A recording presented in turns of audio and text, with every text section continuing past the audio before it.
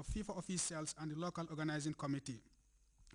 Hundreds, maybe thousands of Azaris stormed the park to have a taste of Gambian culture as two of the country's upcoming singers entertained the audience with some nice Gambian flavors. First, Mariama Suso, known in the entertainment world as Misma, set the stage alight with her melodious voice.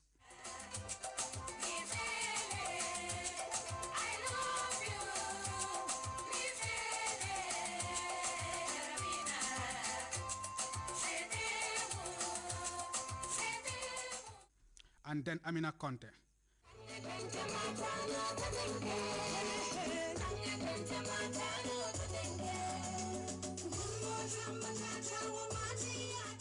Before the Green Youths wrap up the show with some fine cultural performance.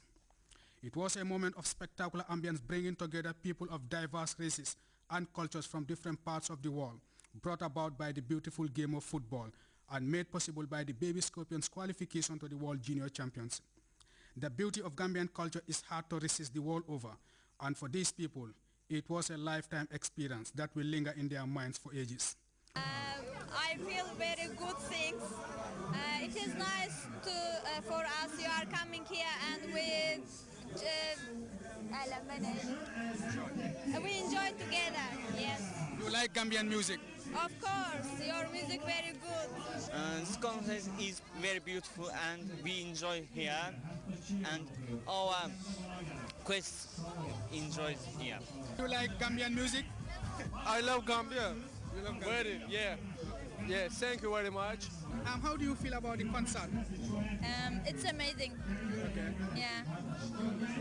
Do you like Gambian music and Gambian dance? Of course, and Gambian culture? yeah, I like. I'm surprised. You surprised? Yeah, Why? because I've never seen it. You never seen it before? Yeah. One person who was extremely excited was Nehadi Jan, the only Gambian in Azerbaijan, living and studying at the Diplomat Academy for almost 1.5 years in an environment with only a handful of blacks. The Gambia's short spell in the tournament brought her closer to home. Well, actually, I'm the only Gambian in Azerbaijan, and I'm always proud, like, to showcase our culture.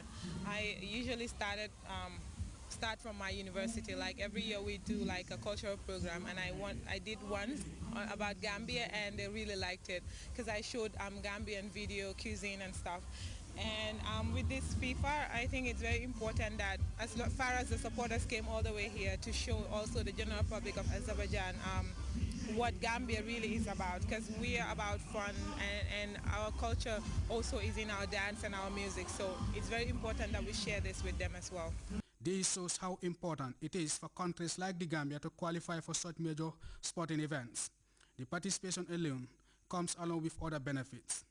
With the musical concert covered by different news agencies, the event could further market the Gambia to the outside world. With or without glory, football can have far-reaching benefits. Well, the Gambia might have performed dismally in the FIFA Under-17 Women's World Cup, but nonetheless, the tournament provides the platform for the country to once again showcase its rich culture.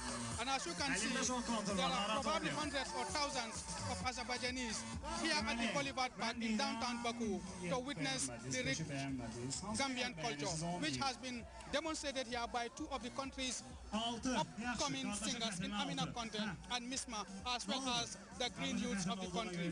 These people really appreciated the culture. It is the first time that they have got a taste of what the beautiful culture of the country is like. And they are so happy, they are so proud, and this is going to be a memorable moment for them. Reporting for Grts News, this is Mohamed S. Jallo at the Boulevard Park in downtown Baku.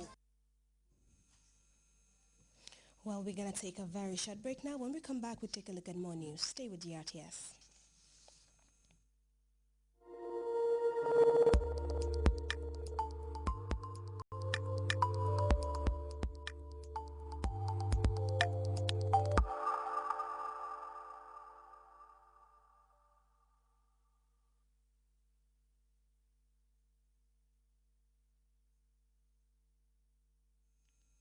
Welcome back to GRTS News. The International Criminal Court's Chief Rosa Kita has visited one of the flashpoint settlements in Kenya's 2007 post-election riots. Fatou Bensouda was in Eldoret as part of her 5-day visit there. Bensouda told a press conference in Nairobi that witnesses are being pressured. We have details of that story in this report. In the Rift Valley in Kenya is considered to be one of the centers of the violence taking place since the elections of 2007 and 2008.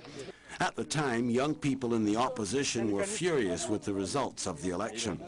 They attacked a church where women and children had taken refuge and set it on fire. At least 37 people were killed in the flames. Today, the former church is nothing more than a cemetery. The prosecutor from the International Criminal Court spent time there during her 5-day visit to Kenya. Not far away, in front of a crowd gathered outside, she tried to convince everyone that the investigation by the ICC is impartial. I can tell you that the ICC's process is fair, will continue to be fair, we will continue to be independent, and that we are not targeting anyone. The post-election violence resulted in more than 1,000 deaths. More than 600,000 people were internally displaced. 4 Kenyans are considered to be instigators, and the ICC is looking for them. 2 of them are candidates for the presidential elections of March 2013. That is why the responsibility still remains with the government of Kenya to try to address the crimes committed by others who are not the ICC indictees. On Thursday, during a press conference in Nairobi, Fatou Bensouda mentioned that witnesses were being pressured. The ICC has collected testimony from government workers and police officers. Some say they are not allowed to talk and are refusing to cooperate. The unconditional aid truce observed by the Syrian government and rebels has yielded an alarming 140 deaths. There has been reports of extensive shelling by the Syrian army in and around the city of Homs and Idlib.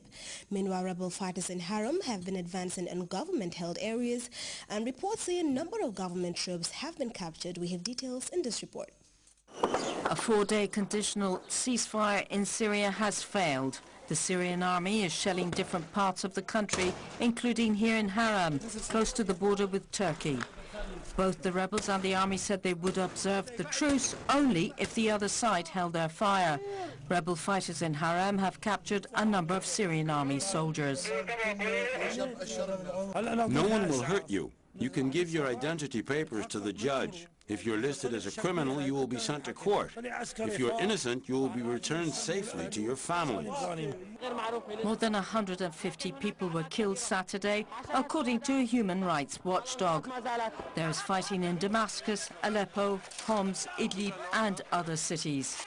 In Damascus, there were a number of car bomb attacks. According to the Syrian army, they are fighting terrorist groups. Both sides are using force to win the conflict. In the meantime, civilians continue to be hostages of war. We've been surrounded for 2 months. We've had no food, no supplies or power. Wounded Syrians continue to flee across the border to neighboring Turkey, where there are already at least 100,000 Syrian refugees. Silvio Berlusconi calls his punishment an unacceptable political sentence. Italy's former prime minister is expected to appeal Friday's 4-year prison term for tax evasion. But will he actually serve time? CNN senior international correspondent Ben Widerman reports now from Rome.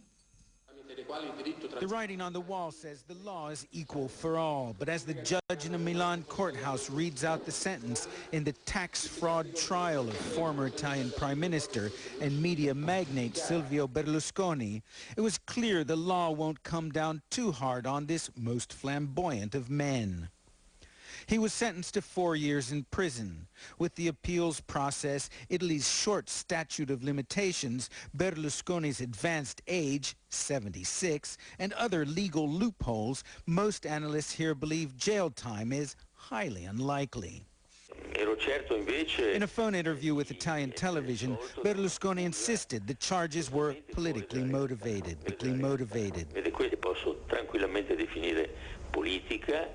Incredibile e anche intollerabile, non si può andare avanti così.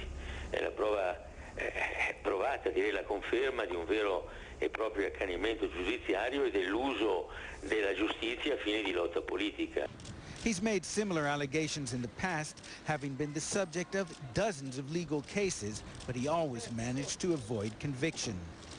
There is also a If the court wants the conviction to stick,